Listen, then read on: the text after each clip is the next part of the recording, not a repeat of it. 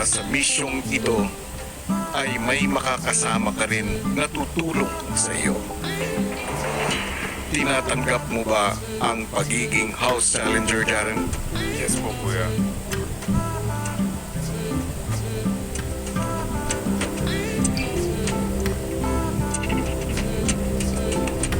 Agad-agad ang desisyon. It's a yes. There you have it, Pilipinas sa Team Online. Ang malaking pasabog ni Kuya ngayong gabi. Hindi pa nga tuluyang lalabas si Jaren ng bahay ni Kuya dahil isa siya sa magiging house challengers. Siyempre, kasama ang iba pang house challengers na may huge comeback din ngayong gabi. Nako. Sino-sino nga ba ang iba pang makakabalik na house challengers na ito? Handa na ba kayong salubungin sila? Well then, let's all watch this. Para matulungan ng taong bayan na makilatis ang nalalabing mga housemates. Isang huge comeback ang magaganap ang mga walang takot sa kanilang opinyon.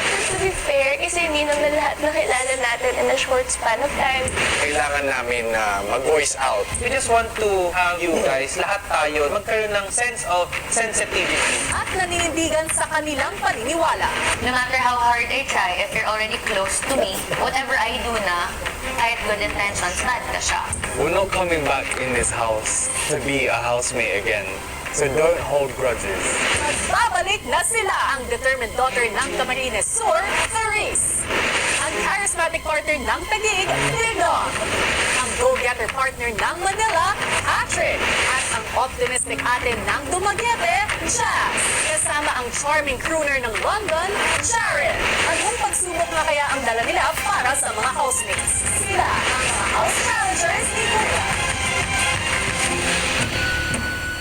Yes, ito na ang takdang panahon. Sama-sama nating muling salubungin ng ating ex-housemates na ngayon ay atin ng house challengers. First up, Therese! Hi! Ding Dong and Patrick! Hello, pamilya! And of course, Jai! Woohoo! Welcome back sa bahay ni Kuya! We're so sure na bilang house challengers, may special instruction kayo mula kay Kuya. Pero we're just curious to find out, ano nga ba yung katangian ng isang big winner para sa inyo? Okay, syempre tutulong po sila para makilatis ang ating mga housemates sa loob ng bahay ni Kuya. Just one word, you don't need to explain. Let's start with Therese. For me, persevering. Persevering. Okay. How about you, Ding Dong and Patrick? For me, it's package. Package. Persevering, package. Parang Pia, okay? For me, it's holistic. Oh, holistic. Okay. And Jazz? Resilient. For me. Iba't iba.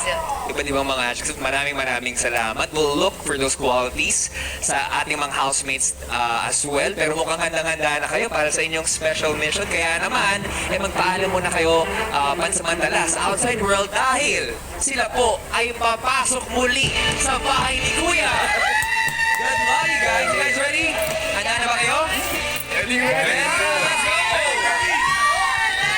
Okay. Bye, love.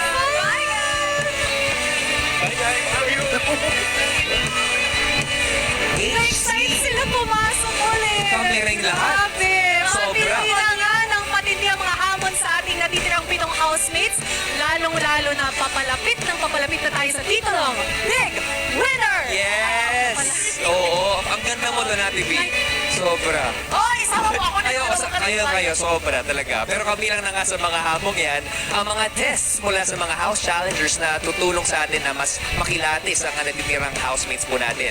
At yan ang dapat nating abangan simula bukas. Ako po si Rob Domingo. Happy birthday! Happy birthday! Eto nga, sino rin kaya ang mga malalagay sa alanganin na naman? Sa darating na linggo, balita ko ay may naganap daw na tapatan kanina. Ay, I don't know really. Pero malalaman na rin natin ang kwento yan. Bukas! Ako naman po si Ma'am Shimela Gutierrez Francisco. Naku. Tuloy nyo lang ang pagsuporta sa inyong pambatong housemates sa loob ng bahay dahil we are near the final stretch sa edisyong ito. Exciting, di ba? Ako po si Enchong D. At ako naman si Bianca Gonzalez at nakatutok pa rin kayo sa nag-iisang teleserye ng totoong buhay. Ito ang Pinoy Big Brother Gen 11!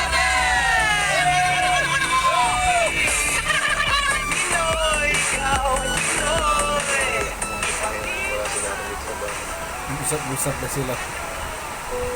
Yung matunog na pantalon. Wala nang pantalon. Maingay na sapatos. Wala nang hiram na pantalon. Naiyak ko. Yung chinelas kasi hindi iniwan ni Jared. Wala nang mag-iayagin sa salap. Biro lang. Biro lang. Tayo magpapastay.